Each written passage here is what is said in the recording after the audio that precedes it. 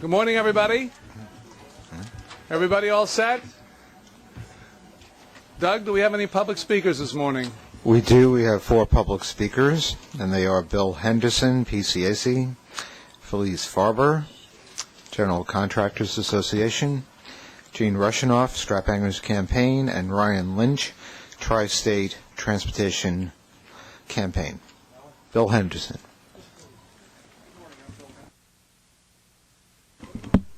Thank you. Good morning. I'm Bill Henderson, Executive Director of the PCAC. We know that there are no easy choices today, and we'll undoubtedly hear some difficult ones this morning. From the rider's perspective, this combination of service cuts and certainty about future capital financing and fare increases is unacceptable. The time for posturing and slogans is past. The riders need our state legislators to complete a responsible funding package for the MTA and the governor to sign it into law. We recognize that there's some discomfort in Albany with some elements of the Ravage Commission proposals, but it's incumbent on those who reject these provisions to offer better alternatives. The better alternatives must provide for stable, reliable, and inflation-sensitive funding for the MTA. They must not rely on one-shot revenues or risky schemes to create something from nothing if all goes well. Proposals meeting these criteria have been few and far between. If there's no funding package approved, great damage will be done to the riders, but also to the MTA and its operating agencies, and to the city, region, and state. Decades have been invested in bringing the MTA system back from the brink, and we can't afford to throw this progress away because we refuse to face reality and do what needs to be done. Will the damage occur all at once? No, but the damage is real, and the longer that we go without a solution, the worse it'll get. Some state senators have called for a comprehensive audit of the MTA. We agree that there are elements of the MTA and its agencies that can be improved, and we support increased openness with respect to MTA operations and finance. But we can't put the MTA financial crisis on the back burner until an audit is completed. The riders need the services that they rely upon to operate every day at a reasonable fare. They can't afford to wait for the state to provide necessary funding to restore service. Our message to our elected representatives is, do the annual physical exam later. Let's stop the bleeding now. Thank you. Thank you, Mr. Henderson. The next speaker is Felice Farber, and we do have one last speaker who just walked in at 9:30, Nisa Pranger, Regional Plan Association. Felice Farber. Thank you. The MTA has proposed service eliminations, cutbacks, and fare hikes that will devastate the city of New York, taking time, money, and jobs away from its residents. We urge the governor and the state legislature to show leadership and enact a funding plan that restores integrity to the finances of the MTA. The time to act is now. We simply cannot afford to wait. Failure to take action will have devastating consequences. Station rehabilitations that are postponed, older buses and subway cars, antiquated signal systems, and the loss of jobs are all consequences of failing to come up with a financing plan for the MTA operating and capital budgets. The capital plan alone creates an average of 18,500 to 38,500 jobs annually throughout New York State, including critical manufacturing jobs in upstate New York, and generates $29.2 billion in overall economic activity. We need jobs now.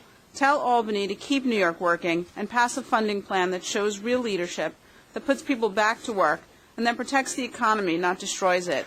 With the economy of New York in a tailspin, we simply cannot afford to dither over politics. Thank you. Next speaker, Gene Rushinoff, Strap-Hangers Campaign.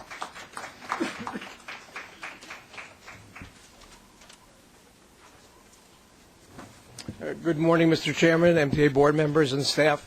I'm Gene Rushinoff with the Strap-Hangers Campaign. The subway bus riders and commuter rail riders are on the brink of a catastrophe, facing whopping fare hikes, massive cuts in service, and a downturn in the incredibly important program to keep buying new subway cars and buses and rehabbing the system, all because of the legitimate financial problems you have. You know, we're looking at a $2 base fare going to $2.50, a 30-day pass, pardon me, a 30-day pass going from $81 to $103. Unbelievable.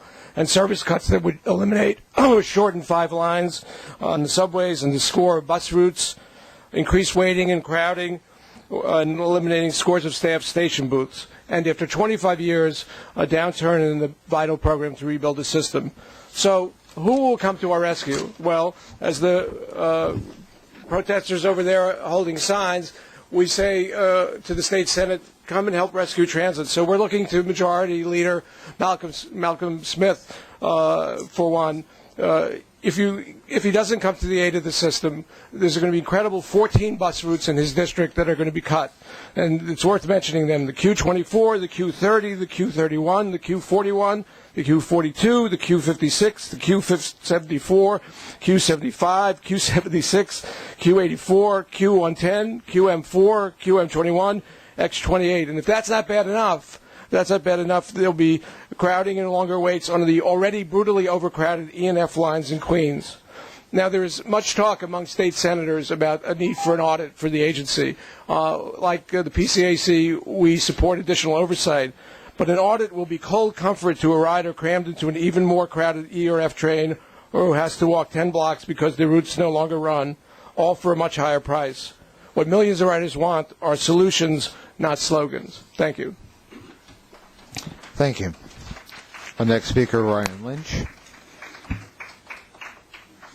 Tri-State Transportation Campaign. Good morning. My name is Ryan Lynch. I'm the senior planner for the Tri-State Transportation Campaign. I'm testifying on behalf of our Associate Director, Veronica Vanderpool. In the last few days, rescue efforts to save transit users in the New York economy from massive fare hikes, devastating service cuts, and a stalled transit rebuilding plan are unraveling, but we can't let them. The bus riders on the soon-to-be eliminated B37, 39, 75, the BX4, 14, 20, the M6, 8, 10, and 18 bus routes, as well as the subway riders on the JMZ lines, and the thousands upon thousands of Long Island bus riders will have few or no alternatives if their service is cut, are waiting for those we elected in Albany to rescue us from this hardship. So we ask, who will fight for us? The most respected names in the transit world, along with the editorial boards of the major newspapers, are fighting for a plan that is balanced and equitable, while members of our legislature are dilly-dallying to defray their responsibility to their constituents. The litany of excuses is long. First, members said that tolling the free East and Harlem River bridges would burden low and moderate income residents. But editorials in the New York Times and the Daily News expose the false merits of those claims, saying that this demographic stands to lose the most by inaction from the legislature. Transit riders far and away outnumber car drivers in each of the 5 boroughs, and on average, households that don't own cars make 50% less than households that do. Our elected officials are taking us for a ride when they claim $2 are inequitable. Second, the elected officials called for another audit after an exhaustive financial analysis. They questioned whether the MTA's financial problems are that dire. Yet many of them approved MTA capital programs that were paid for on credit. We strongly support improved MTA oversight, but feel these recent requests are simply stall tactics. And third, members are questioning the end of the March deadline for action despite the MTA's repeated confirmations that fares will rise and service will be cut if a plan is not enacted by the state. What else can the MTA do? It is required by law to present a balanced budget. $2 billion, the anticipated operating deficit in the next few months, cannot be found in the MTA's backroom operations. Without a plan, it can only be found in fare and toll increases and service cuts. We need Senator Leader Malcolm Smith to demonstrate leadership by preventing this doomsday scenario. We need our elected officials to stand up for transit riders and for New York. We need a bipartisan solution that serves the interests of New York. And we need Governor Patterson and Senator Smith to bring facts to light, corral consensus, and save the transit riders now. If not, we will have them to blame for the ensuing economic hardships that will be compounded by these proposed fare increases and service cuts. Thank you. Thank you. Our last speaker today is Nisa Pranger, Regional Plan Association. Thank you. Hi, good morning. I'm Nisa Pranger. I'm with Regional Plan Association and the Empire State Transportation Alliance. We're a business civic labor coalition that has been working together for over a decade to build consensus for better transportation in New York State. I'm here today with many of my colleagues who have already spoken, who are very urgently calling on the state Senate to pass a transit finance package to keep the region's transportation network from literally falling off a cliff. Our message is pretty simple. We can't wait any longer. We have to move forward now. We cannot do stopgap measures. We need a secure source of funding to not only stave off the current crisis that we're looking at with major fare hikes and service cuts, but also to fund the upcoming 5-year rebuilding program to fix and rebuild the system. We understand that the Senate wants a fair accounting of how the money will be spent, but the bottom line is decisions have to be made now, and the process just can't be held up any longer. There are no easy choices on the table, as others have said, but But we think that it is fair to share the burden amongst drivers, transit riders, and businesses as proposed in Dick Ravage's original plan. There's real anxiety on behalf of New Yorkers out there. And as if times weren't hard enough with everything else going on, they have this to worry about too. In the past couple of weeks, we have collected over 6,000 signatures on petitions. Over 5,000 New Yorkers have sent emails to their elected officials. 1,500 people have sent handwritten letters to their elected officials saying that this is not a plan that works for them. Just yesterday, residents in the Bronx were in front of Ruben Diaz Sr.'s office protesting because he's one of a handful of senators holding up the process. I'll wrap up quickly. As if the fare hikes and service cuts weren't bad enough, we shouldn't forget that an investment in our transit system is also good for the economy. It promotes a cleaner environment, saves money, it increases mobility, and it creates the jobs that New Yorkers need. Time is running out. In the coming days, the Senate needs to get on board with the governor and with the Assembly, with our groups, with editorial boards around the city, to adopt a plan that keeps transit affordable and subways and buses running for the 8 million people that rely on it every day. Thank you. Thank you. That concludes today's public speaking. Thank you, Doug. Well, thank you all for coming today to this special session, this meeting of the MTA Board.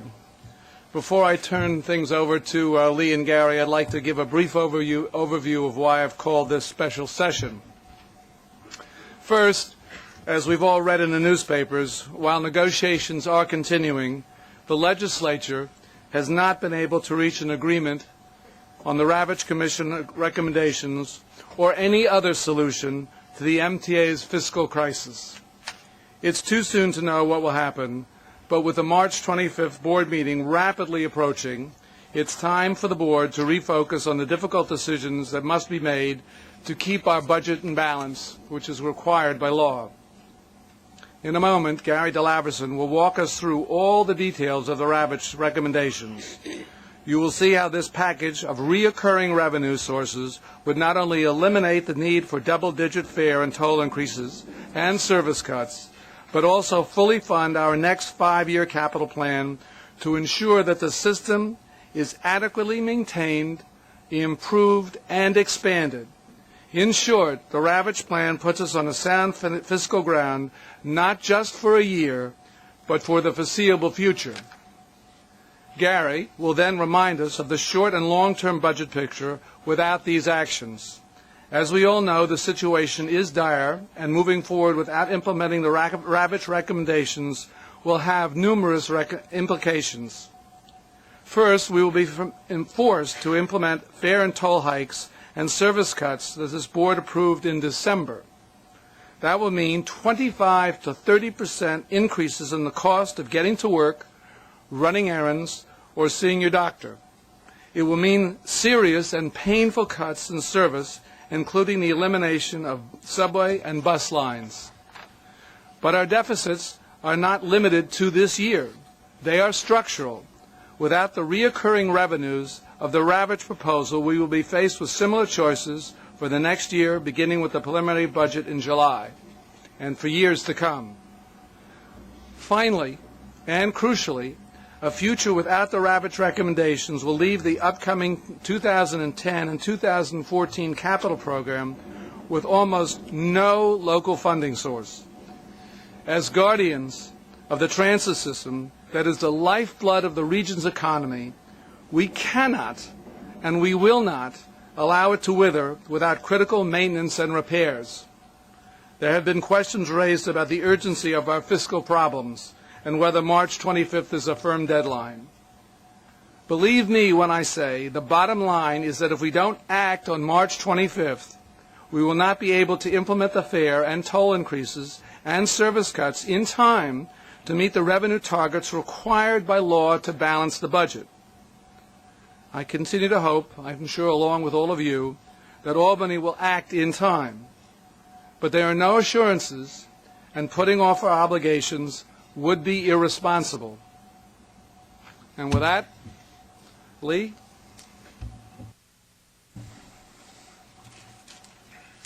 Thank you, Dale.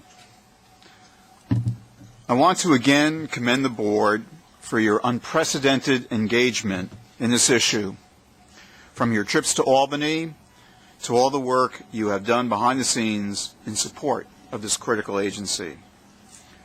When Governor Patterson appointed the Ravage Commission last April, I think everyone hoped that we would have a solution by now. The governor put together a strong, independent commission, of which I was proud to be a member. We had representatives with tremendous experience in government, business, and transportation. The commission met regularly for months, held a series of public hearings, and then deliberated intensely through the fall before delivering its recommendations to the governor. In the end, the commission recommended a difficult but balanced approach that met the governor's charge to find a long-term solution to the MTA's funding needs. A 0.3% payroll tax on the entire 12-county region, recognizing that every business in the region benefits directly or indirectly from the transit system. Tolls on the East and Harlem River bridges acknowledge that drivers benefit tremendously from public transportation and should contribute to its health. And finally, the Commission recommended that the system's users, the riders, pay a greater share as well, with inflation-based fare increases every other year. The Commission unanimously supported these recommendations, and I have strongly advocated for them throughout our region and in Albany. As the Chairman mentioned, and Gary will spell out shortly, not implementing them will have extremely painful consequences. In addition to the fare increases and service cuts we've talked so much about, we will be forced to lay off approximately 1,100 of our hard-working men and women. This would be a severe hit to these families in difficult economic times. It would also be a blow to the MTA. We have taken enormous strides to make this a more efficient agency, consolidating our 3 bus companies, wiping out a layer of management by introducing general managers in the subway system, and integrating our back office functions. But laying off more than 1,000 frontline employees is something that no one wants to see happen. I continue to believe that the Ravage Plan is the best option on the table, and I hope that the legislature will find common ground on it soon.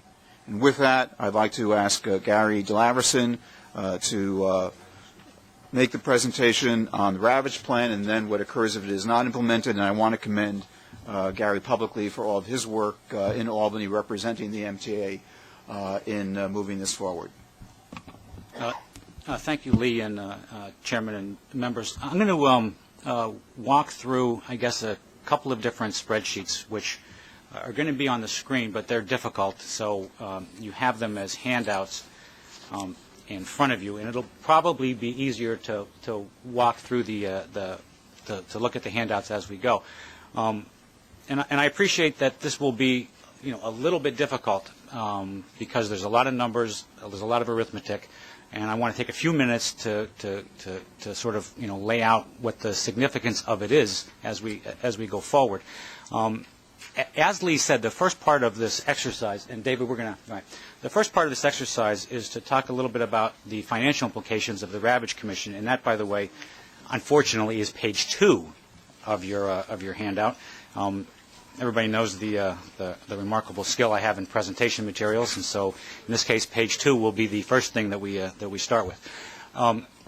As you know, as all of you know, the Ravage Commission, in their recommendations, made financial and operating recommendations, and we're obviously going to focus now on the financial ones.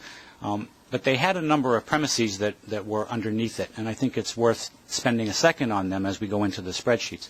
So, without particular regard to priority order, one of the points of the Ravage Commission's recommendations was that the operating budget the MTA's operating budget needed to be free from the continuing ongoing stress of the growing debt service. And so you'll see as we walk through the spreadsheet, we've taken the debt service lines out, and we're going to talk about them in some little more detail. But in order to free the operating budget from the debt service, from the growing debt service burden, and in the words of the Ravage Commission, to associate debt service more along the lines of depreciation, which, because we're a cash-balanced organization, we don't actually recognize that as a cash item. The way to do that is to identify what are the necessary, recurring, dependable revenue streams that MTA would need to provide the appropriate level of operating budget support as well as the appropriate level of capital support over a substantial time period. In order to do that, the Commission came up with a series of specific, and they described them as balanced, specific revenue streams. They fell into three categories, principally. First was a payroll mobility tax imposed on all employers in the entire region of 34 basis points. I say all employers. There's one exception, and that's the federal government because of the fact that states and localities cannot tax the federal government. So it was 34 basis points on all employers in the Metropolitan Commuter Transportation District, irrespective of their business size, whether they're self-employed or the rest, again on the theory that everybody benefits from the health of the system. So 34 basis points on a payroll mobility tax, imposition of tolls on the previously free or currently free Harlem River crossings as well as East River crossings, and then a fare and toll increase on MTA's existing facilities starting at 8% on June the 1st of the calendar year that we are now in, and then recurring increases based on the cost of living on an alternate year basis, not dissimilar to what this board has established as a matter of policy back in 2003. The purpose, obviously, of the combination was, again, this notion of sharing the balance and sharing the obligation to all those who benefit from a healthy transportation system. From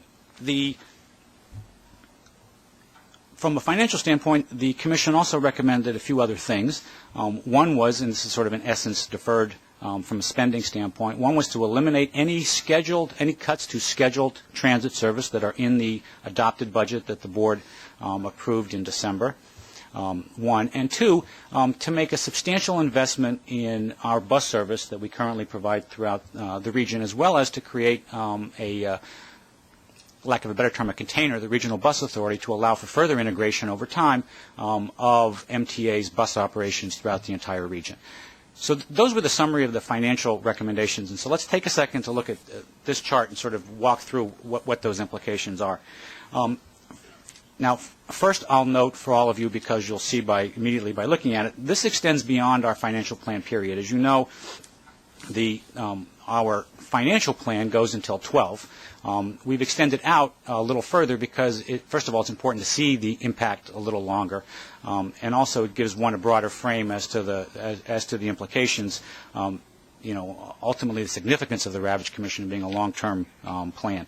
So first, the recast December cash balance line, which is highlighted on the top, is a summary of what's happening in the budget itself. So we all know we have an $11 billion budget, and there's all kinds of things that are going on inside the $11 billion budget. But this is to show our cash position, our forecasted cash position, with the debt service removed, which normally would appear in there, as well as all of the gap closing actions and other actions that we typically describe as below the line when we discuss this in finance on a routine basis.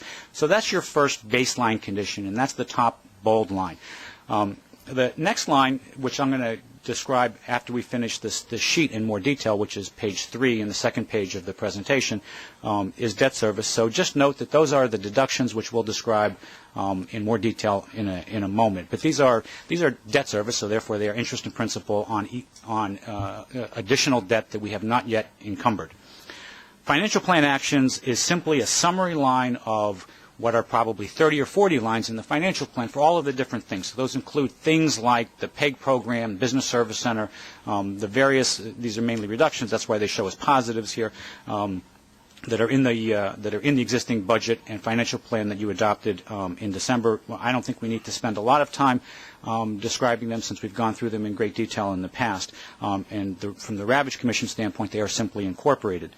The next line, additional actions for budget balance, what that is that reflects the reductions that would remain from what it is that the board adopted in December from the AABB list, the additional actions for budget balance, when the scheduled service reductions are removed. So in other words, the G line, the cuts in commuter service on scheduled service, the changes in headways on rapid, the changes in bus service in surface, the redaction of all of those actions leaves this as the remainder. So this would continue to act as a reduction in expenses, and that's why it appears in this line as a $126 million and $201 million in the following year. So from the original number that you all remember, $400 million approximately in reductions, this is the part that would remain that isn't direct service to the public, still reductions.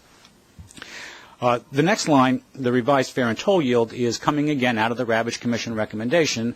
That's the 8% increase in yield effective June the 1st, the current scheduled date for the increase. 8% on June the 1st of 2009, and then alternate year cost of living. And we use as a stand-in for alternate year cost of living the same thing that we did since 2003, which is a stand-in of 5% on alternate years on January the 1st. The payroll mobility tax assumes the following. As I described, it excludes federal government employees and then takes all other payrolls throughout the region, including the MTA, including the city, including the state school districts, not-for-profits, as well as for-profits, as well as self-employed individuals. It applies the same pro-rata tax rate to each of them, 34 basis points for all payroll, again, irrespective of income limits. And it is predicated, the reason why the first year's number is a little smaller than the other year's number has to do with the way the taxes are collected. So we are a cash balance budget, so therefore we have to collect the money in order to show it. Although the tax was presumed to be in effect starting on January the 1st of this year, so therefore slightly retroactive, it would be collected by Tax and Finance on a quarterly basis with normal quarterlies. So therefore, in the first year, not to belabor this point, but in the first year there would be 3 quarters that were collected. The fourth quarter would be collected in the first quarter of the succeeding year. And so therefore there would be 3 quarters in one year, 4 quarters in every other year until the end of time when the last quarter would come in, which we don't need to talk about too long. The new toll revenue line is the Harlem and East River Bridge crossings. Let me spend a second in describing what the methodology here was. The original Ravitch Commission recommendations that Lee referenced suggested that the Harlem River, there was a differentiation in the original recommendation, and that differentiation was that the Harlem River crossings be set at the cost of a single ride subway fare, and that the East River crossings, the more principal bridges, be set at the MTA's existing Triborough Bridge and Tunnel major crossing levels. Through discussions, this reflects a modification to that. That's what's in the footnote. So let me explain what that footnote means. This takes all Harlem and East River Bridge crossings with the exception of through traffic on 95. So the Alexander Hamilton Bridge through traffic, people traveling from wherever they're traveling on 95 across the George Washington Bridge, those crossings are not included. All other crossings are included. And the arithmetic is driven simply by the number of crossings with an estimate as to both diversions as well as trips that would not be made as a result of tolling the facilities. And each remaining crossing then is priced as follows: $2.16, which, as we know, would never be an actual fare, but that is the existing $2 fare times 8%. So there's no, since this is non-barrier, all electronic tolling, the tolls can be set at any level. They don't need to be an even number. There is no cash that transacts. So all crossings are assumed at $2.16 on an assumption with respect to the relative proportion of crossings that would be done with Easy Pass utilizing the MTA or Thruway Easy Pass Service Center. And then there's an assumption of a higher $2.50 crossing charge for those who either don't utilize the Easy Pass system and therefore are video tolled, or in the alternative use a Easy Pass system or that is not the existing MTA or Thruway Easy Pass system. The differentiation between between different Easy Pass systems is actually done currently by other toll collectors throughout the region. It doesn't happen to be done by the MTA. Those numbers then, what you see then, if you go to 10, because the assumption is it takes 18 months to actually implement a tolling scenario, which is now 16 months or 15 months, it assumes a July the 1st of 2010 implementation of the tolling scenario that I just described, and it then, so you therefore collect half of the annualized revenues in 2010, and then the downstream years are driven by that number multiplied by whatever it is that the presumed crossings are, and also the every other year increases in fare and toll yield that the Ravage Commission recommended earlier as I described it. So as you can see, the annualized collection number in 11, when you hit your first year of steady stream, is about $950 million under the scenario that I described a moment ago. There then are a series of deductions that are taken. In this case, we're going to describe them in a little bit different order. The first is the cost of toll operations and toll equipment maintenance. That's literally the cost of actually collecting the tolls. So there's an Easy Pass service center charge for the physical collection as well as the maintenance of the equipment in the facilities. So all of that's bundled up into that, again, first full year is 2011. That's the $88 million. The next line is the net number that's associated in the Ravage Commission recommendations with the additional bus service that would be associated in part of the implementation of the Ravage Commission plan. Under the financial plan, it is simply an arithmetic number of $104 million. The derivation of that actually drives from a cost of about $150 million for providing about 300 new buses as well as additional ancillary services in subways and some rapid, and then there's additional fare revenue that comes from providing that new service. This is the net number of all of that, so it's a net cost of about $104 million for that panoply of additional services that would be provided under those circumstances. The actual service was anticipated to be a result of discussions between MTA staff and elected officials, locally elected officials in their communities. So this is the arithmetic, the financial implications, as we said, of the Ravage Commission. The next two lines deal with the Ravage Commission's recommendations about integration of surface transit operations. And so part of it was a financial aspect and part was an operational. Again, here we're talking about the financial implications. So this is relieving the counties within the region as well as the city of their existing subsidies for the operations of their bus service. So Nassau, Westchester, New York City, and other counties and localities as well. This is the sum of all of those numbers. So it's a couple $100 million from the city. As everybody in this room knows, the MTA bus is currently subsidized. The operating deficit of MTA bus is subsidized by New York City. If you reflect back on the financial plan, that number is higher than 200. The reason, the relative difference, and again, I don't want to belabor it, we have a lot to go through, has to do with dedicated taxes and 18B contributions that the city and localities would be constrained to make in any event. So this is the net number once again, financial number, so it's net. The counties, which is actually the line before that, is the sum of Nassau, Suffolk, Westchester, and the rest. We have a line item here for what the expense is associated with the payroll mobility tax as it's applied to the MTA, because obviously the MTA would also has a payroll, very substantial payroll, and would have expenses associated. And again, in order to show a complete picture of what the implications of the Ravage Commission are, that number appears there as the annualized $16 million number.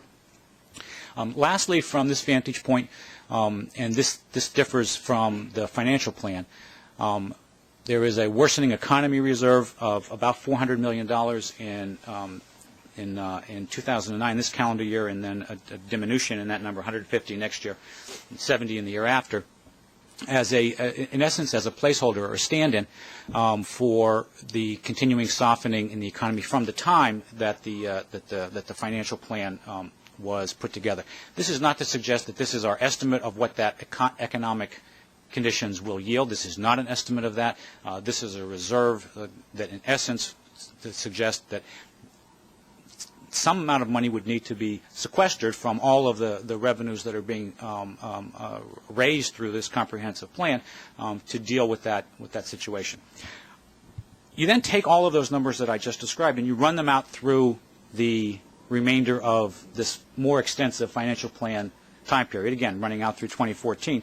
And the really important takeaway from all of that, right, is, this line down here. It'll be important as we discuss this line up here, which is the debt service, which I'm going to come back to in a moment. But I want you to focus on the last line here. The purpose of showing it this way gets back to, again, a part of the financial implications of the Ravage Commission's recommendations, which said in sum and substance that the core plan and the completion of the mega projects that everybody anticipates being part of the next MTA capital plan, the 10 to 14 capital plan, would be financed under the normal circumstances. And again, we'll see them in the debt service tables when we get to them in a minute. But in addition, the region needs to grow.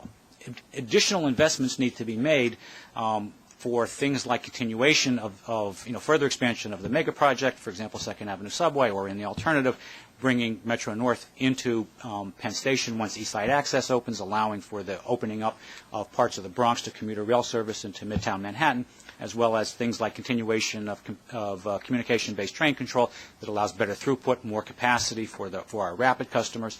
And the suggestion of the Ravage Commission that's reflected here is there's adequate revenues in addition to core and in addition to completion of megas and in addition to supporting the operating budget, in addition to adding additional bus service, and in addition to integrating the bus operations in the entire region.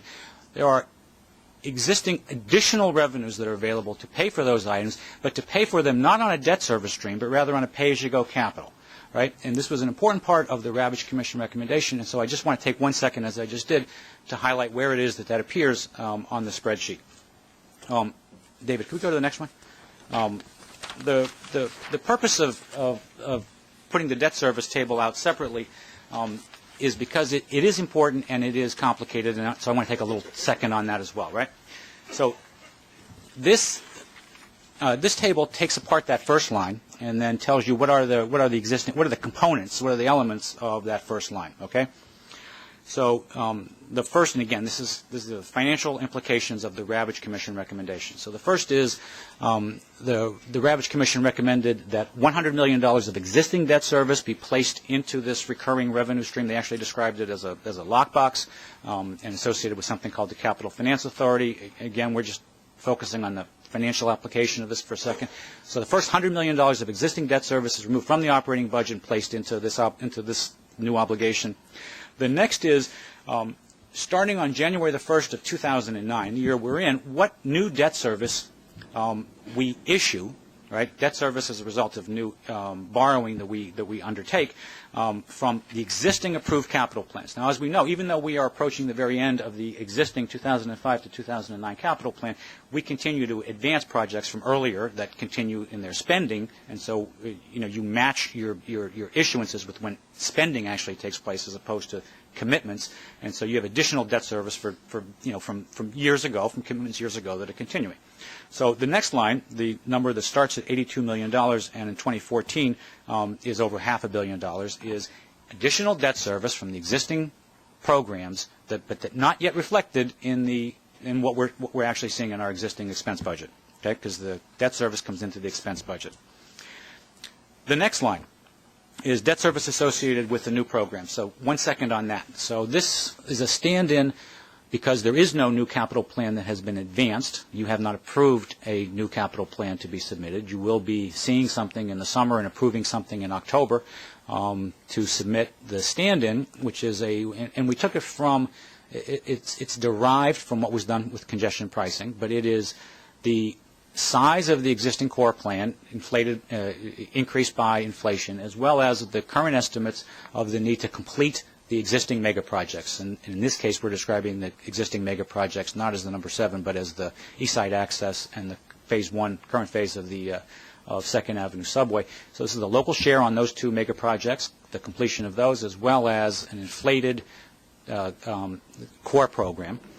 size of which is $26 billion. There are estimates embedded in that of several things.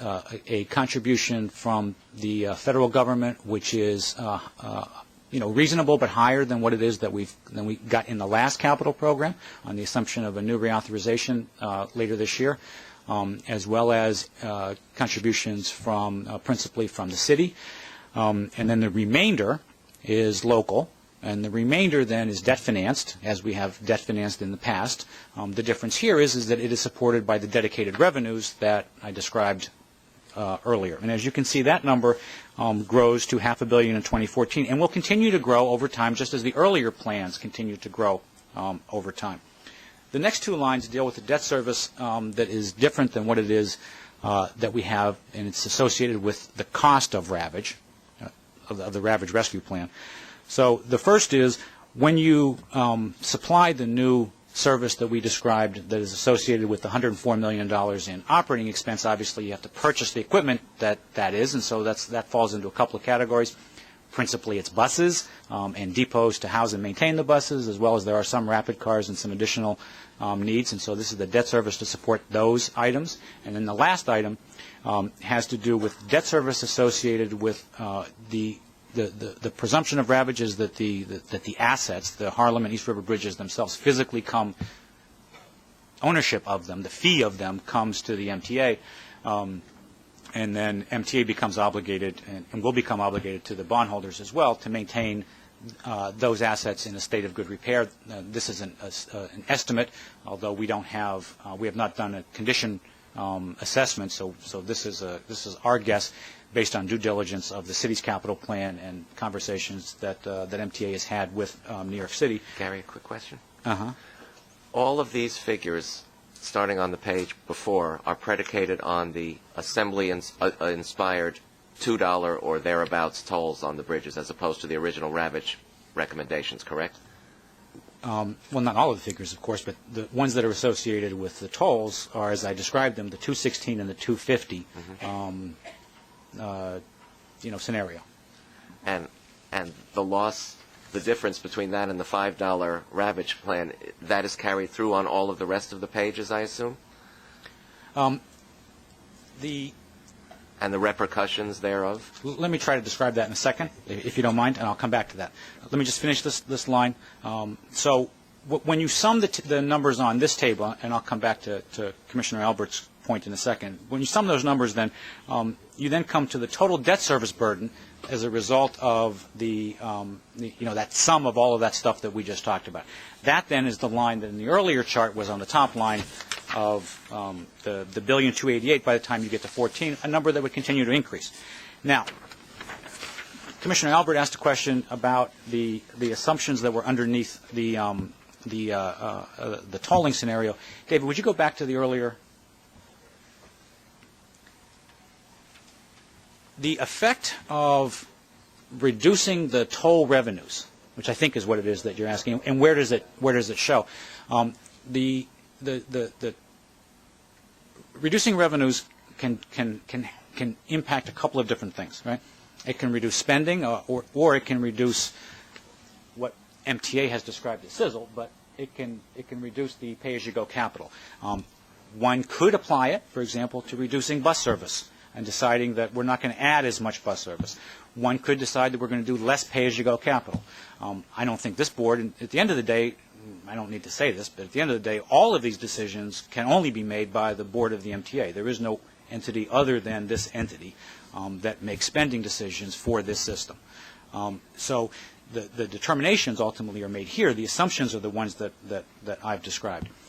It is worth noting that while there is a gross reduction as a result of the change in the tolling scenario, it actually ends up being somewhat less because of the way that it's described in this assessment, in which there's a two-tier toll of $2.16 and a higher toll for non-Easy Pass and non-MTA Easy Pass users of $2.50, which actually has a substantial effect of mitigating the reduction that you were intimating a moment ago.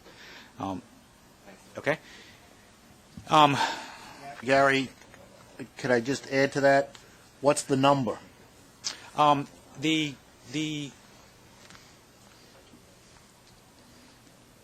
number is probably about 175 million. Less revenue. Less revenue under this scenario Okay. than under the Ravage scenario. Okay. It was a higher number, probably a 350 number under the original application, but this scenario actually mitigated that impact. With the dual Easy Pass fee. That's correct. 175. Yes. Thank you. That's my estimate. Again, that's an estimate. I don't want to. All right. Gary, on the yeah. assumption, and the third line down, the additional actions for budget balance was not part of, but does that make up, that same roughly 200 million make up the difference? Make up which nu- difference? So the third line down on this chart, the additional actions for budget balance. This is the remaining additional The actions for remaining budget additional balance. That's actions, right. which were not in our original financial plan. No, they are in your financial. They're in now. Just to They're explain, in now. This number is not the number that's in the financial plan. This number would be about a $400 million number? Correct. Okay. Yes. So my question, and maybe gets to also what makes up for that difference of 175 million you mentioned, is that we would have to do, this assumption is we would actually have to do non-service related cuts. This has all been predicated upon MTA continuing, an aggressive cost-cutting effort. An aggressive cost-cutting Yes. effort. I guess That's absolutely right. So, again, this number down here is where you look. Where do you ever see these things? Everything always goes down to the bottom line. That's where it ends up. That's where it's evident. And so, this number, which is 386 and 360 and 500, which is what drops out at the end. That's the money available for pay-as-you-go capital. Again, based on a series of assumptions that are inside there. That number could be higher if the toll take were higher, right? Or if we didn't do that 200 million of cuts that were not part of the original Ravage plan. Would be lower, yes. So as a result of some of that loss, we also have to consider doing those 200 million of additional actions for budget balance as well. I don't know why that question is coming to me in an obtuse fashion, but All right. Maybe I'm just... okay. Gary, one move. quick question on debt service. Uh-huh. We've pulled 100 million out of the debt service related to the operating budget and now moved it, I think, very appropriately into the capital budget where it probably belonged all along. How much remains? How much debt service associated with mega projects remains in the operating budget? All debt service lives in the operating budget, and this all is derived from work that we did with the Ravage Commission when we were talking about the Capital Finance Authority and the lockbox, right? But so let's just stick with that theory for a second. So under that, the $100 million probably is a relatively fair stand-in for what exists right now in mega debt service.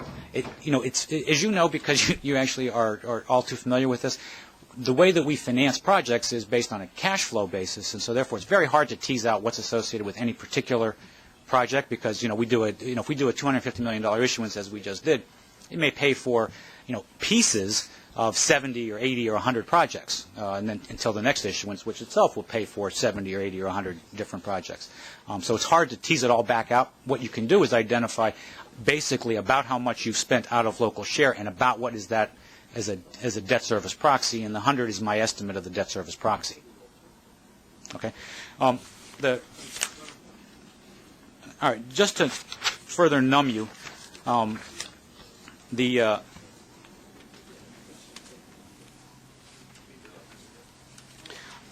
you do not need to spend a lot of time on this table, but it's here for a purpose. This is the table 1 that is from the February financial plan, which we just did.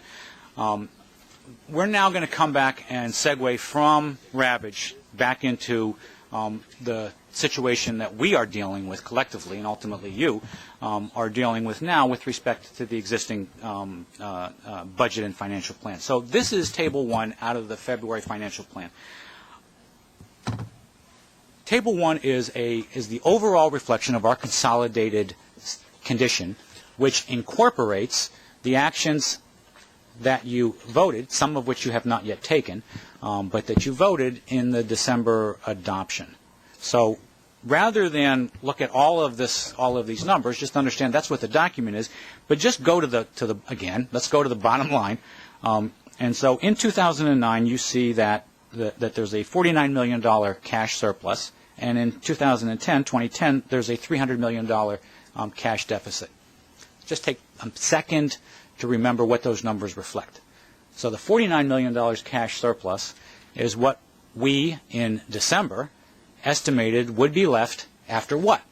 After we increase fares about between 27 and 30% with a 23% yield, fares and tolls, with a 23% increase in yield.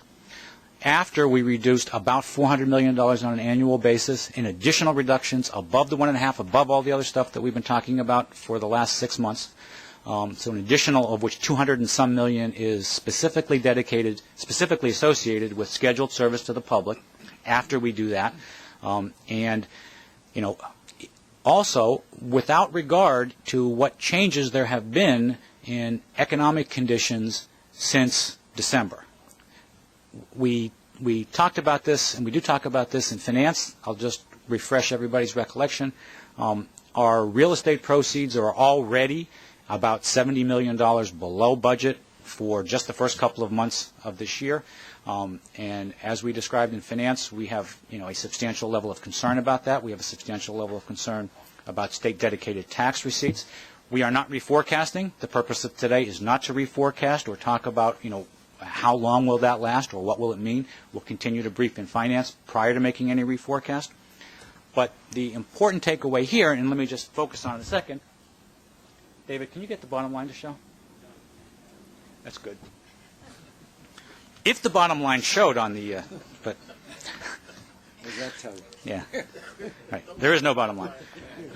Unfortunately, there is a bottom line, and so it is described on the chart in front of you as net cash balance.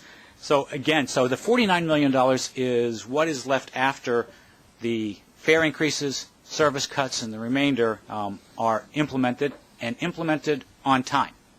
All right? The $300 million hole in 2010 is what is left after you fully annualize the fare increases, after you fully annualize the implications of the service reductions, and you don't take into account the continuing worsening of the economy. What does that mean? That means that we will continue to confront the situation that you are confronting now as we go forward. This set of exercises that will be in front of you for implementation in terms of the tariff changes and the environmentals for the service reductions that you'll see 10 days from now are to get us to this relatively unhappy position financially. It is a very unhappy position operationally. It is still an unhappy position financially. I will also mention that when you're looking at $457 million in 2011, with all the caveats that I just described about 2009 and 2010, that is after an additional fare increase assumption of 5% in 2011. So the other really sobering aspect, as if that's not sobering enough, and I know we've talked about this enough probably, but the other really sobering aspect of this is prior to consideration of the fact that the capital plan expires on December the 31st of this year. The expiration of the capital plan on December the 31st itself does not stress the operating budget, but it will require important decisions by the board. If the capital plan is not financed as a result of action in Albany, then you will have very difficult decisions to make, and I think we can talk about this a little more after I finish sort of the financial implications. But the takeaway, right, from this part of the discussion is that unhappy bottom line should really be contrasted with the bottom line in the first chart, right, of relatively modest recurring fare increases, fare and toll increases, the enhanced service, the availability of a fully financed capital plan and completion of the mega projects, and the availability of additional revenues for pay-as-you-go capital to continue to finance the expansion and growth of the transportation system. The dramatic comparison to what is our existing financial condition, which is in almost every point the exact obverse of that. The last thing that I want to talk about, again, complicated chart, but I'll be briefer than I've been so far. I'm sorry. That's a beauty, isn't it? So the purpose of this table, which isn't really a financial table, is to use a couple of exemplars about what it is that we're dealing with on an agency operating basis. So these are, we've taken two agencies, Metro North and New York City Transit, and we've taken some of their major programs that are in the additional actions for budget balance, AABB. We've identified them here, and then we've extracted from those major programs, which have, when it is that the budget assumes they will be implemented, and we've blown up in the boxes what are some of the principal steps that it takes to actually implement and actually accomplish the task of the reductions. So, for example, if we look at New York City Transit, the items in bold have to do with the bus cuts. And so we show then in the blow-up box immediately below that what are the steps necessary to actually make the bus cuts. So the bus cuts themselves from a financial aspect assumed to be fully in effect and the reduction in place in July of this year. In order to accomplish that time frame, these are the steps that have to be taken, including the notices of the layoffs that Lee mentioned earlier, as well as the revision of the schedules and the rest. The routes have obviously been identified. One of the aspects of what drives this is picks, which we all know. So, the jobs have to be picked, and then that's a fairly cumbersome process. We have 6,000 buses and many operators, and all of that has to run through its process before the reductions themselves can take effect. Under Metro North Railroad, we took out, again, a specific service reduction to blow out what that looks like, and that's some of the train reductions on the east of Hudson service. And you can see about timetable changes, again, because of the fact that the railroads run on a specific timetable that the public utilizes. You can see the steps that are attendant to the actual reduction in order to, again, same time frame, to actually make the cut effective on the date that's assumed to take place. What's the purpose of that? The purpose of that is to describe what it is that the machine has to do in order to meet the financial part of the budget reductions. These steps have to be taken in order to accomplish the financial goals that are in the additional actions for budget balance. Needless to say, and you know this already, there are also, with respect to the fare increase, a series of very complex actions that have to be taken in order to physically accomplish the fare increase, including the reprogramming of literally, hundreds of on the railroads and the subway system, the MetroCard and ticket vending machines, as well as thousands of turnstiles, as well as 6,000 fare boxes, as well as the printing of additional stock for the change in fares. So that is the physical process that we have to go through in order to effectuate the actions that the board takes, is anticipated to take at your meeting in 10 days. So that's the not quick recitation of the financials. Right. Gary, that was quite a recitation. Everybody shake your heads, relax. That was 40 minutes of really good job summarizing some really difficult, very complicated stuff. I hope everybody here has a takeaway a few key points from the presentation and the discussions. But before we open to questions, I'd like to continue. I hope we continue to hope that Albany will take action soon. I think it's very clear that we must move forward on March 25th to ensure that we can implement the budget. That last chart that Gary showed clearly shows we've got to move forward. If circumstances do change after the 25th, we will be flexible in changing, of course, but we can't wait. We just can't afford to wait. The second key to the Ravage plan is that it identifies recurring revenues that would put the MTA on a sound financial footing for the long term. If it's not passed, some people will propose some kind of one-shot solutions to avoid the fare increase and service cuts we've been talking about. But we've got to remind our legislators that Governor Patterson's charge to the Ravitch Commission was to push for reoccurring revenues to solve the reoccurring problem. And to do a one-shot is really not helpful to our riders, to our region. It just prolongs the problem, and it really needs to be a solution that lasts a long time. Since the early 1980s, governors and legislative leaders have made a series of strategic decisions to ensure that the MTA had reliable, adequate sources of reoccurring revenue. Note the emphasis again on reoccurring. An enterprise as vital as the MTA couldn't carry out its mission effectively if it was financed consistently by largely one-shot revenues and solutions based on what's popular. Today, as the city and the region navigate the global recession, it's abundantly clear that the MTA must have a deeper and wider pool of recurring revenues to provide services that New Yorkers deserve. Our ability to weather the recession and to position the economy for a rebound in large measure depend on making sure that the MTA acquires more sources of stable, reoccurring revenue. As painful as service reductions and fare increases are, they are vastly preferable to the cruel charade of relying on promises of revenues that do not arrive and covering shortfalls in maintenance and capital deferrals. As I said earlier, as board members, we are the guardians of the transit network that is the lifeblood of the region's economy.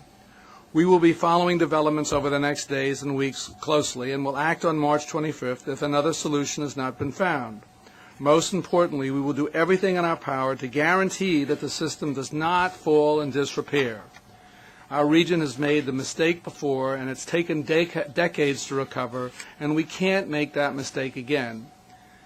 And before we go on, I think I want to take a moment to point out, to thank, and to notice that we have almost 70,000 MTA employees who do their jobs day in and day out, ensuring that almost 9 million people go to their jobs, go to their doctors, go to their schools on time, safely, and reliably. That work is not recognized. Unfortunately, when we goof or when there's a problem, it gets in the paper, and we don't recognize how really reliable the service that we provide is and how safe it is for all our customers. And I think our thanks go out to all the people, the almost 70,000 people who do that work unnoticed every day, all the time. And I also want to take a moment to thank the senior members of the MTA staff here, starting with Lee and Gary and Michael and David and Howard and Joe and everybody who on the senior staff who work hard and without recognition to make sure the system works, who put together all the reports you see, who make the system work day in and day out. They are as important as the workers who do the track maintenance. There's nobody more or less important. It takes everybody to make this system work. And I don't want anybody to forget it, from the police people who make us safe to the guys who get us on the trains. And I want to finally recognize my fellow board members. I know your service to the community is offered with full hearts and deep concern with everyone. Those who work for the MTA and those who depend on the transit system for their daily needs, we each serve a term that is meant to be free from political and personal gain. I know that every decision we make in the coming weeks is grounded in our shared desire to the best we can with the hand that has been dealt to us for the greatest number of people. I want to thank you for your service. I think it goes unrecognized, just like the rest of the MTA workers goes unrecognized, and you all do a fabulous job. You take countless hours out of your own lives without pay, without any recompense, to read all the papers, to show up at all these committee meetings, the board meetings, and what the public doesn't see, the many meetings that we get for training, the working groups that we have to get these budgets together. You spend an enormous amount of hours, and I want to thank each and every one of you very much. You do a great job, and you are the guardians of the MTA system, and we must continue to be that. And with that, who wants to ask the first question? Okay. Andrew, Finance Chairman. It's obviously become more and more imperative that we as fiduciaries and board members be sure that the MTA is run in the most efficient and best run manner that we possibly can. And I know, Gary, I'd like to address the question to you. the Chairman Hemmerdinger has rightfully set up this Chairman's Working Group that quite a few of us are members of, and I wondered if you would take a moment to please bring the board and everybody here up to date on where we're going. And also, I think that no matter what happens with the Ravage Commission, we're going to have to do our part here, and that means that we are going to have to take necessary steps to be sure this place is run as efficiently as we can, and this is obviously an integral part of that. And I also think that you might want to just make a comment on the labor negotiations that are going on now, because I think everything here is going to take apart before we ask hardworking people in this community to pay these really very difficult fare increases and possibly sustain tough service cuts for everybody. So maybe you'd bring us up to date on these other actions, which you did allude to in the budget, sure. obviously. I think the chairman created something that's called the Chairman's Working Group, which is comprised of the chairman himself as well as the chairs of Finance, Audit, Transit, as well as a representative of the city delegation and a non-voting member to sort of work in a coordinated way at examining additional actions that we at the MTA can take to further reduce expenses. The goal hasn't really changed much. The only thing is I think the focus has changed slightly because as the economic conditions since that group was created have continued to deteriorate, I think that the group has realized that we're going to need to continue to take action simply to maintain balance. And I think I did allude to that a little bit earlier.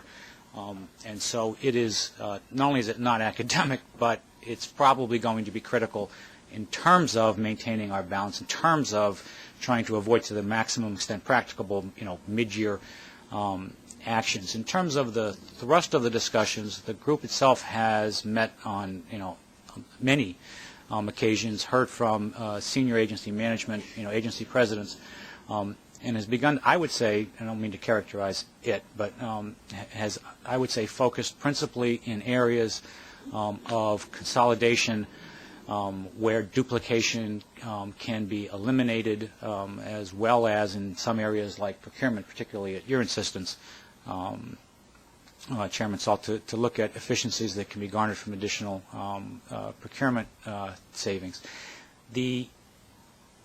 We had some slight delay, unfortunately, because I'm on that committee, and we missed a couple of meetings because I was out of town. In Albany, we may mention, yes. Out of town is truly out of town, yes. It's out of this world, actually, but better you say that than me. Yeah. But I shouldn't have said that. Little levity is okay. Yeah, but in any event, I think that the focus of the group has been very intense, and I think that I think all members of the group think that we're comfortable that there's going to be real value that comes out of it. I think it would be premature to describe very specific things that are coming out right now. I think the board needs to actually do its deliberative part of the process in addition to the fact gathering and the discussion. In terms of the labor thing, the only thing I would mention, obviously, is the obvious, which is that the largest collective bargaining agreement, which covers TW Local 100 and its 35,000 members, our employees, is currently in arbitration. And as we all know, the financial ability of the employer is an important aspect of that arbitral process. But I think anything beyond that would probably not be helpful. Thanks. I'd like to go next. Anybody? Nobody. Oh, I knew we'd have somebody, Jim. It's not really a question, but just an observation. We've heard a few references during the public participation and also around the table about a financial rescue being required here. By the way, I want to thank the public. I think the public comments were constructive, and I think that, and just the number of people that are here, evidences a commitment to the system which we should all be thankful for.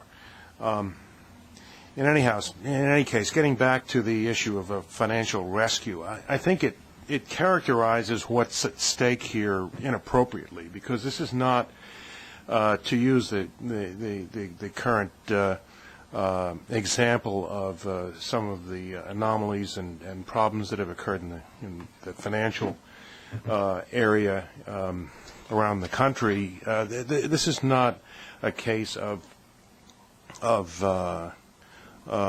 huge mismanagement, of sins of commission. This operation is basically sound, and I think that what we're really talking about here is public support for a public responsibility, which is to get people to work, to get people to other obligations, and to keep the state really functional. And so this is not a request to be bailed out of a situation that was created through moral turpitude or other problems. It really is just meeting our state and our public responsibilities, and I hope that message can resonate in places where that responsibility lies. Thank you, Jim Allen. Yes, Mr. Chairman. Just trying to put my experience on this board since I've been here since last July into context. I came on as perhaps a big critic of the agency through my prior lives and working in various aspects of city and state government. And I've been very impressed with what I've seen, both from a staff perspective and from a board perspective, as my journey with you all goes on. What I've personally witnessed is a very dedicated and capable chief executive officer who understands this business as well as anybody, and is committed to providing the best service possible, and who has made my experience one that my growth as a member has been accelerated as a result of his help and my comfort level in watching him manage some very capable top-line executives of each of the operating authorities that we have. And I've also been comforted by the fact that the board members that I serve with are an extraordinarily diligent group of people with varying expertises who have pushed away from many of the problems that still we were beaten over the head with from the past, and operate right out here in the public. I've watched this fiscal situation develop in public with everybody else here in this room over the past almost year, as the forecasts as what would take place have been predicted almost precisely as we journeyed towards the end of 2008 with notice to the legislature, notice to the public, notice to the media as to what the crisis was as the economy continued to downturn. And this is a crisis of the economy. It's not a crisis of management. The dollars that are missing from us are as a direct result of revenues that didn't show up because real estate didn't get transferred, and other sales transactions didn't take place, and that's what we're dealing with. So all the audits in the world, and I'm for accountability, and I'm for transparency, and will continue to, as a board member, fight for us to be as transparent as possible. We have everything on the web. We make ourselves available to the newspapers. We make ourselves available to any politician who wants to sit and talk, to any legislative committee. I mean, that is there. But at this point in time, those arguments are really a red herring. Everyone has had notice that this problem existed, and the time has come now where we've executed a, unfortunately, an unhappy, desperate plan that has to be put into effect, and that plan goes into effect in 11 days. We have to vote on it. So the clock is running out. The legislature's been on notice. We can't, we've heard public officials come in here and say, we need to be creative. We need to think outside the box. Well, we only have the options that are given to us by law, okay, and we've exercised those options. The ball is now in the legislature's hands, and it's up to them to show the responsibility and the leadership for which they were elected. We see a lot of that in some quarters. We don't see it in other quarters. And the people who are going to suffer are the 9 million people who take this service every day. The people who are going to suffer are the people we listened to in 40-some-odd hours of public hearings, where many of us sat through each and every hour of that, listening to the pain, the real pain that's going to be inflicted on the elderly, on people who are barely able to make a living in this city, who are going to be even able to make less of a living. The really telling news out of today is Gary's excellent presentation shows us is that the pain that we see now is even going to get worse if the Ravage plan is not adopted. That the 40 hours worth of pain that we listened to, that we're going to have to unhappily turn our backs on all of those people and all of those groups and increase the fares, that we're going to be back at this again very shortly to deal with this worsening economy situation and the numbers as they project out here. So there'll be more cuts and there'll be more fare hikes for us to deal with. And quite frankly, this is a recipe for destroying public transportation in New York. And, it is extraordinarily frustrating to me that the legislative leaders, the people who are responsible for that, don't see this as clearly as it has been demonstrated. There are no gimmicks here. This has been laid out for the public to observe. We've gone through all kinds of comment periods. We've worked with rider groups. We've made ourselves available to the legislature. But the buck stops here. In 11 days, this catastrophe takes place if they don't come up with a solid plan that puts this enormously vital service back on sound fiscal footing. And it's the losers here are going to be the people of the state of New York on every level. And that, to me, is a very distressing prospect. Thank you, Alan. Who's next? Doreen? Just one quick question, Gary, and then an observation. The worsening economy reserve that I'm very happy to see in here, quite frankly, could that go to offset the $290 million that you're showing on the bottom line, or am I not understanding that?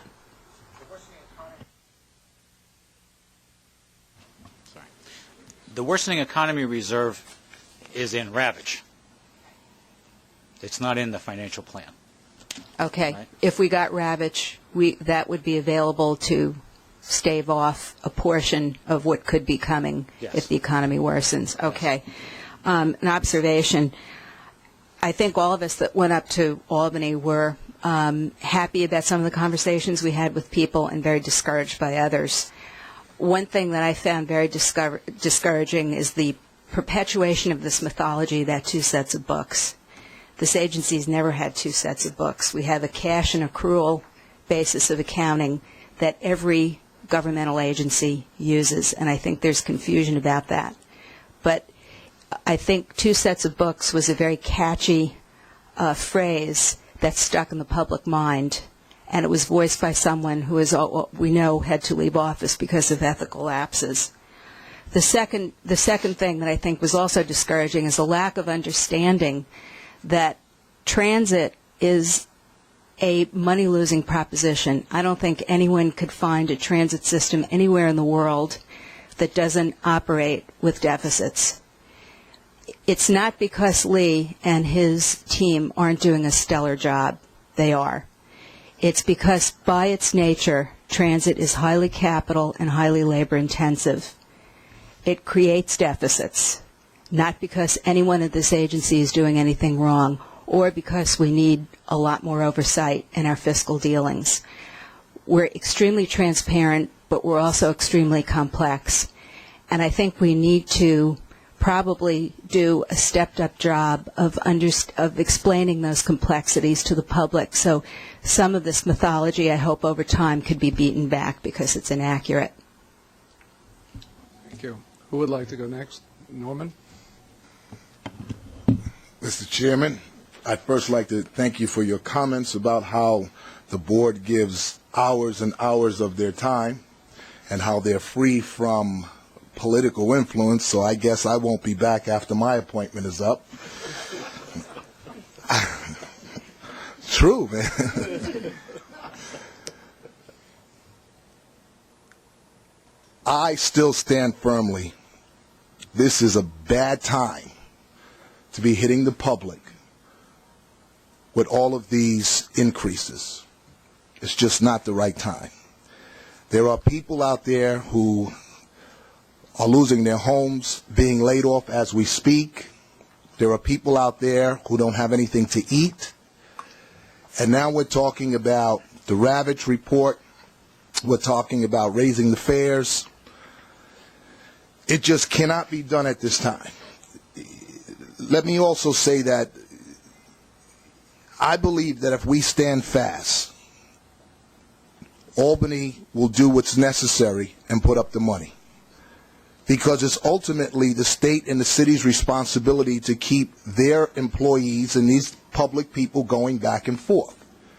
If Washington can bail out General Motors, if they can bail out Chrysler, AIG, City, they could bail out everybody under the sun. Why is it that we have to come up with this magic bullet that's going to save the world? It's not going to give us any extra points. We might as well go into the same boat that they're in and bail us out also. And don't put it on the backs of these poor people who can't afford it. They can't afford it. And I know some people in this room are saying, oh, he doesn't know what he's talking about. Nah. Watch. I do know what I'm talking about.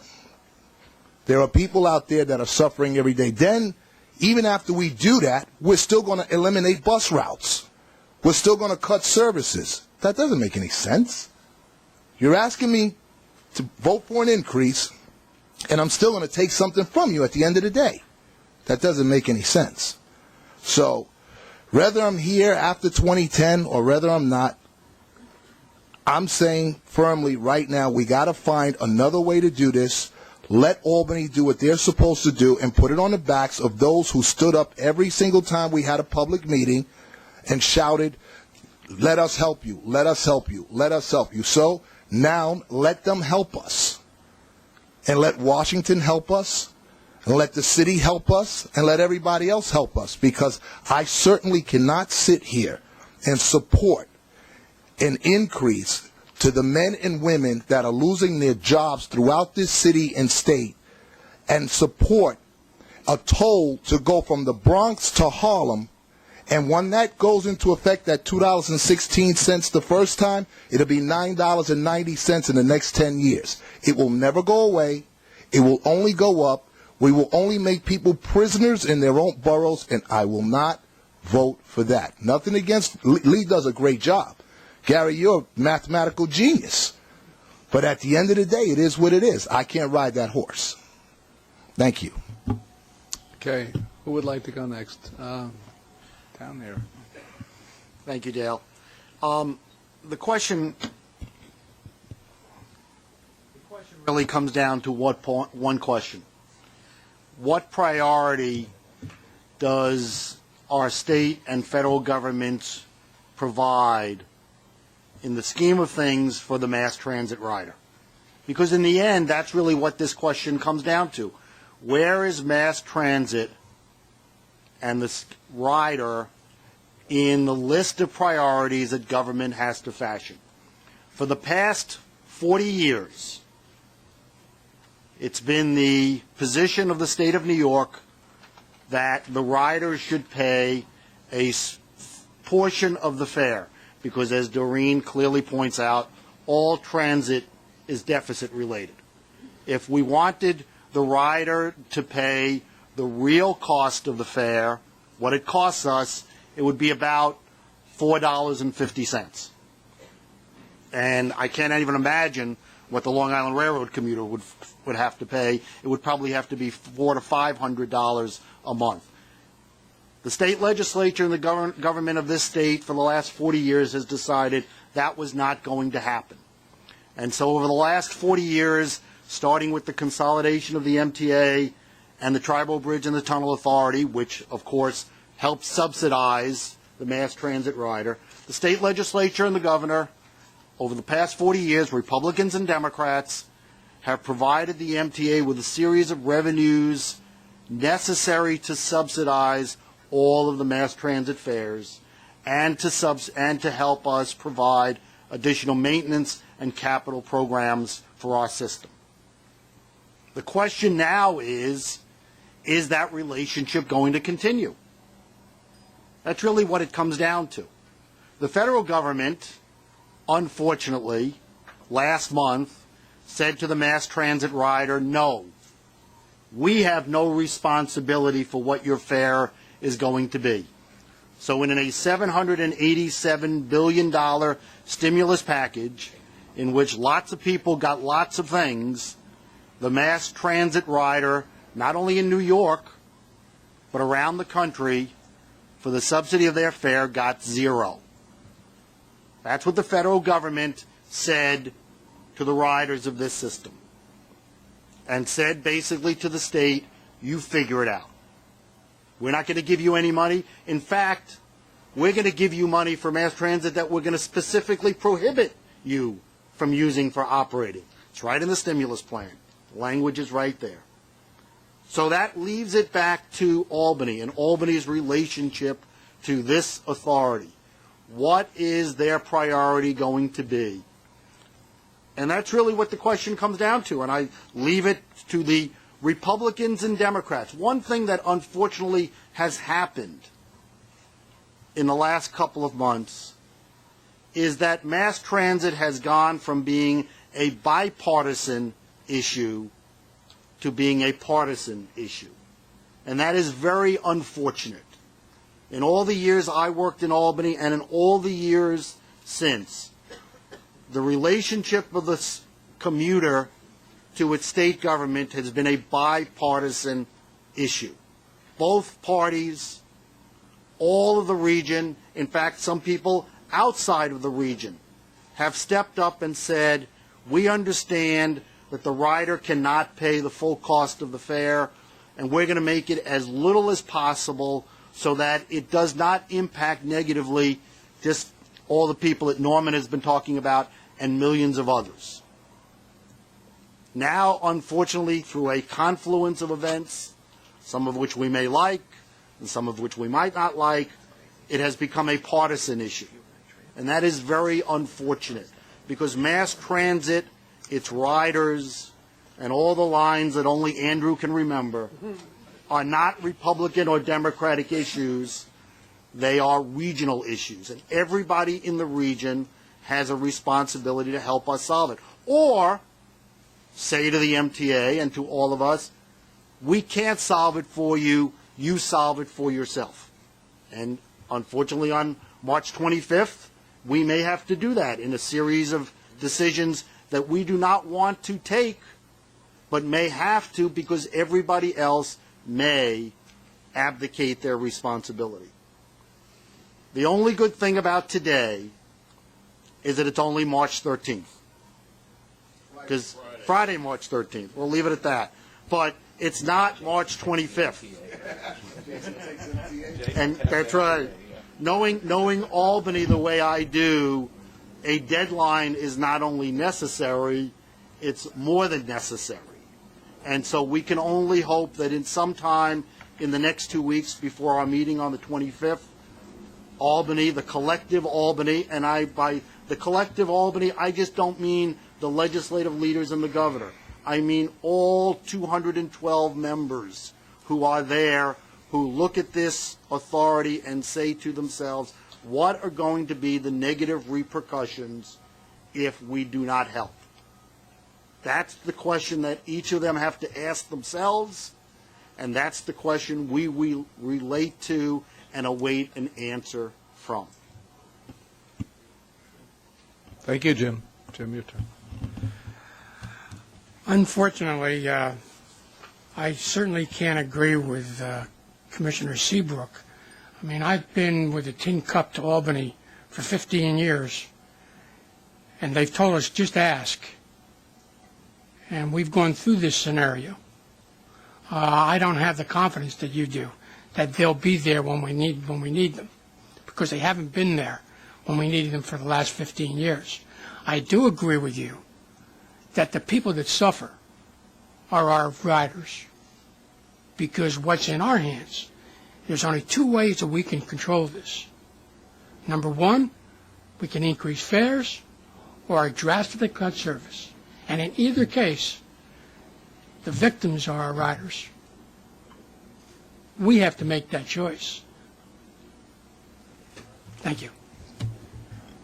Okay. Anybody else? I'm looking around. The last chance. I knew you couldn't resist.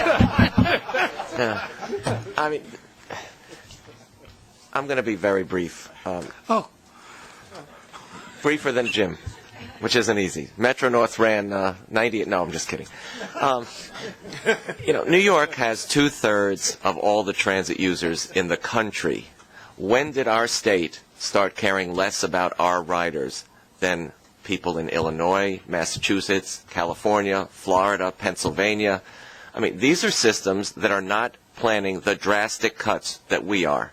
So I'm just going to ask rhetorically, when did New York State, the state with the lion's share of riders of mass transit in the nation, stop caring about its riders and by extension, the economy of the entire region? Because this affects not just the riders, as many commissioners have pointed out. It affects people that don't ride the system ever. It's going to affect motorists. It's going to affect businesses. It's going to affect real estate. This is, it's a house of cards, and something better be done. Thank you. Last call. And I'd like to end by saying, as chairman, I can't tell you how proud I am to be associated with the people who work here every day, and how honestly proud I am to work with all of you on the board. You are truly the guardians of our transportation system, and I thank you from the bottom of my heart, and I hope the people who we serve understand how hard we work to preserve their system. Thank you. Have a great day.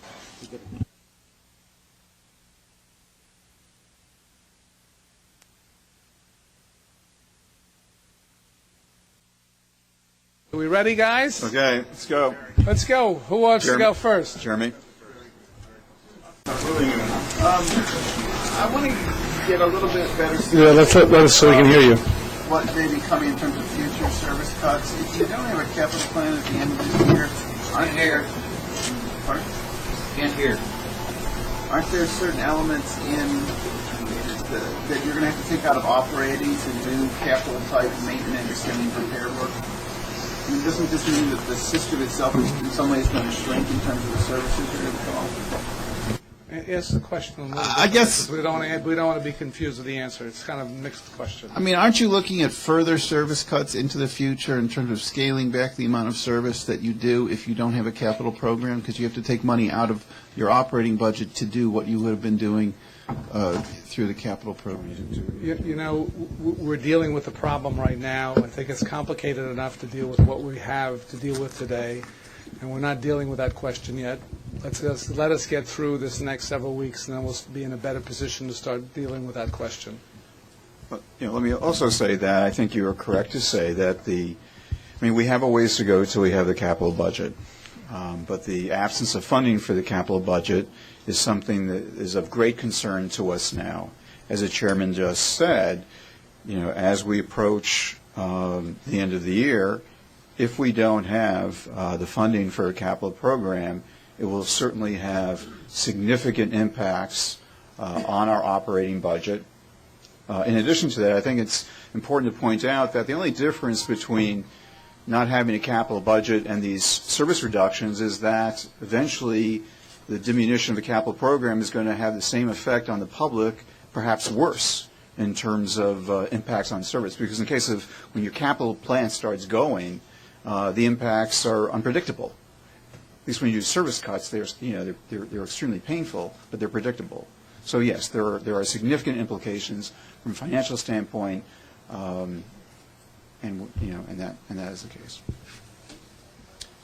Chairman or Lee, can you both comment? There's several board members talked about the frustration, about the lack of understanding in Albany on some of these issues, and it seems to be quite clear some of the statements they've put out about the two sets of books and mismanagement and just about everything. Can you comment on your reaction to that?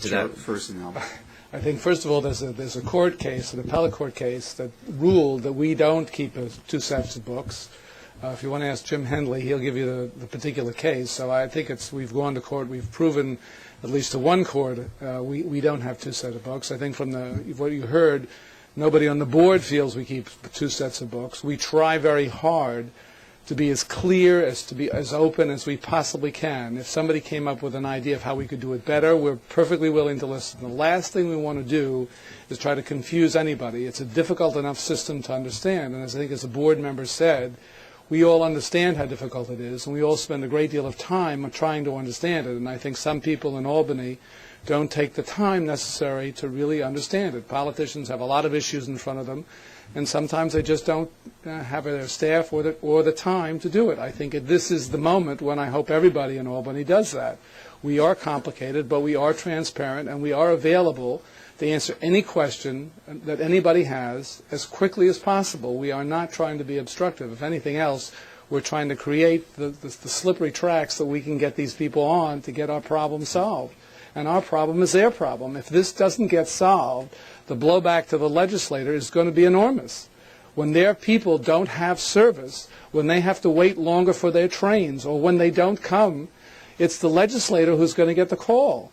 They think they're getting calls now when we're late or something doesn't work. Just imagine what's going to happen if these service cuts and these fare increases actually happen.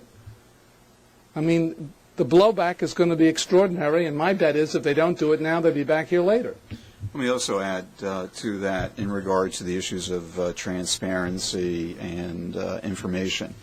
Look, you guys have been covering this since last April when the governor appointed Dick Ravitch in the commission. There has been no secret about these issues. We had the financial plan in July. We had the meetings with the board in November and December. And I'm hard-pressed to think of any public issue like this that has not been more vetted than this one. In addition to that, as we also suggested to Senator Smith, that we do have the state comptroller who plays a very, very important auditing role for the MTA.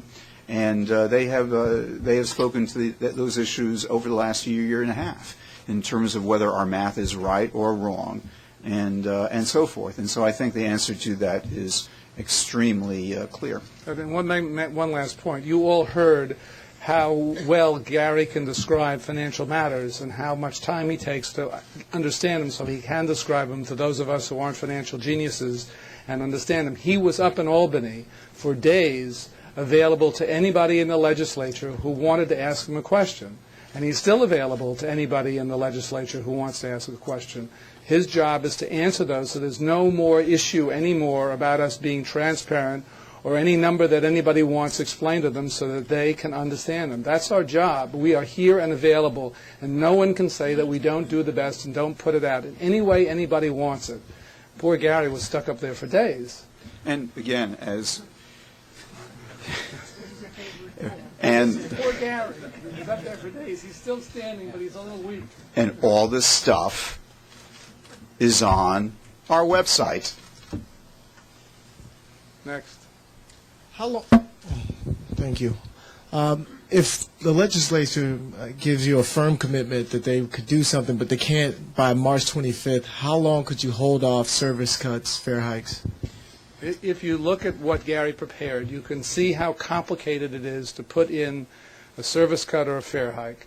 Until we get something that's actually something, we're going to let those things keep on going.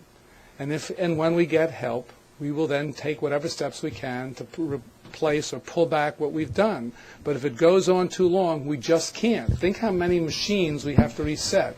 Think how many papers we have to print. It takes time. At some point, it's beyond our control and will have to go into effect. What day that is, nobody knows. I was just wondering, Chairman, do you plan to go to Albany again to make your appeal? If it can do any good, absolutely we'll be up there. Not only me, but the board and any member of the staff. We've been up there a couple of times. We're more than willing to go up again, as many times as it takes. This is a question for both Dale and Lee. You both have gone up to Albany repeatedly. You've been talking about this issue for about a year. I wonder what your frustration level must be right now that despite all the openness, all the plans, all the trips you've taken, all the people you've met with, that there's still no way that you've been able to convince them of the intelligence of the plan and your ideas. I think the way to answer the question is, what we ask ourselves is, have we done everything we can reasonably as members of the board, as members of the staff, to do our job, to make sure that everything that is made available can be made available, and that we can stand in front of you, the press, report to the public, and say we've done that. And I think that's what we have to ask ourselves. It's not the frustration with what they do, it's whether or not we're doing our job to the best of our ability and fulfilling our obligations the best we can. And I think we've done that. So I don't think we're frustrated with what we've done. We're just hoping that, what the work we've done will take its course and eventually we'll get the result that we need. The legislature works in strange ways, and we're hoping that they get to the result that we all want. And I don't think we're frustrated. I think we ask ourselves every day, can we do more? Should we do more? What can we do? No, that's fine. I don't think our frustration compares to what the strap hangers, our customers, will feel when they are impacted by increases in fares of 25 to 30%, and the impact in terms of the cutting of subway lines and buses. I don't think it compares. It's also unfortunate because we're closer now. We have the support of the governor. We have the support of the mayor, we have the support of the assembly, and we just need for the state senate to put it all together. And so we are close, and we only hope that the Senate, and I thought that Commissioner Paley's comments were so on target, not just within the Democratic state senate, but in a bipartisan way, that the state senate does its part so we are spared from this real horrific outcome. If the legislature were to approve the payroll tax but not the tolling, where would that leave the MTA's capital plan?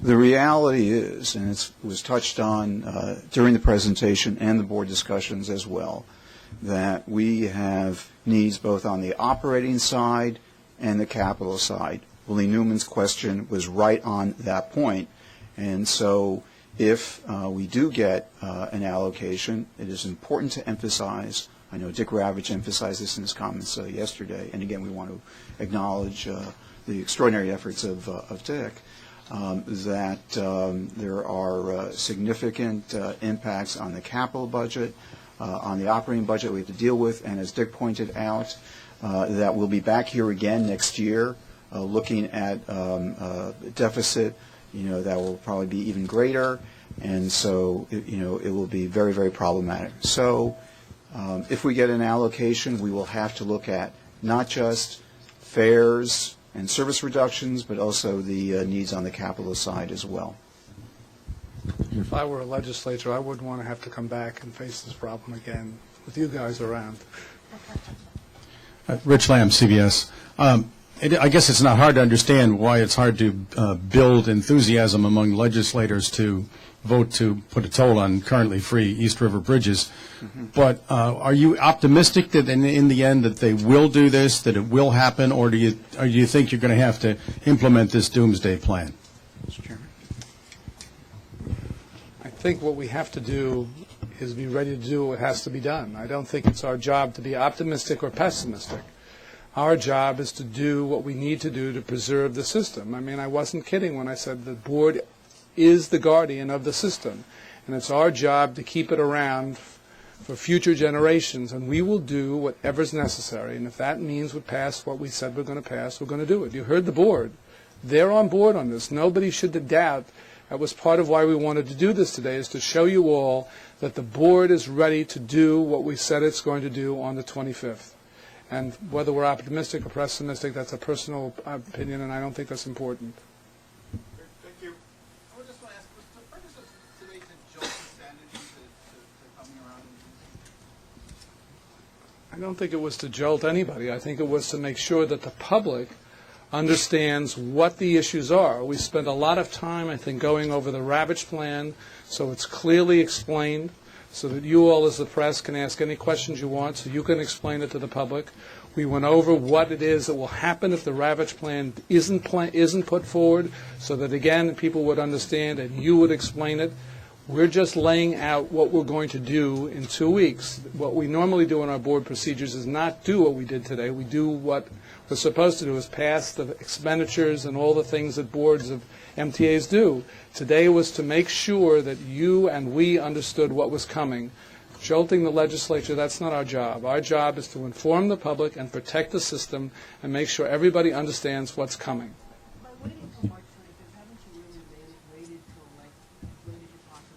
It wasn't a question of waiting. We laid out in December what we needed to do to balance the budget by the end of the year. March 25th isn't an artificial date. It's a date that the staff came up with after doing all the homework, that if things don't happen, what we have to do to balance the budget by the end of the year. There was nothing artificial about it. If the numbers worked out, it could have been April 1st, or it could have been June 1st, or it could have been even February 28th. It's what the numbers showed we needed to do to balance the budget, which is our job by law. It's not artificial. Nothing about this is artificial. It's spelled out. It's clear. We will start it on the 25th so that the fare increases and the service cuts are in place so that by the end of the year we have a balanced budget. If the legislature comes through with something after that, we will take action as soon as we can, doing what we're able. You all see how complicated it is to raise the toll and cut a service. It takes time. It's not artificial. It's quite real. The reaction would be to the legislators if this doesn't get done, if the tolling doesn't get done. You talked about blowback. Can you tell us about? I think it's quite clear to all of you that how many people, in particularly the 12 regions that we serve, take the system. We have, as I said, something like 9 million people a day. Most of those people live in those 12 counties that we serve. If their service is cut and their tolls and fares go up, the amounts that we've said they're going to go up, who do you think they're going to call up? Who do you think they're going to speak to? It's not going to be that the fence went down or the bridge didn't broke or the 529 didn't get into Grand Central at the right time, or the normal things that legislators hear from their constituents. It's going to be, my God, I can't get to work on time. How am I going to afford the fare increase? This is big stuff. And I think legislatures concentrating on other things don't really understand what's at stake. These are 30% increases that will go into effect, trains that will not be there, bus service that won't be there, people who won't be able to get there to doctors, people who won't be able to get school, won't be able to get to work, or that will take them a significant amount of time longer. Those people will start talking to the people who I hope, who caused this. We're going to do our job. We hope they do theirs. Thank you. Okay.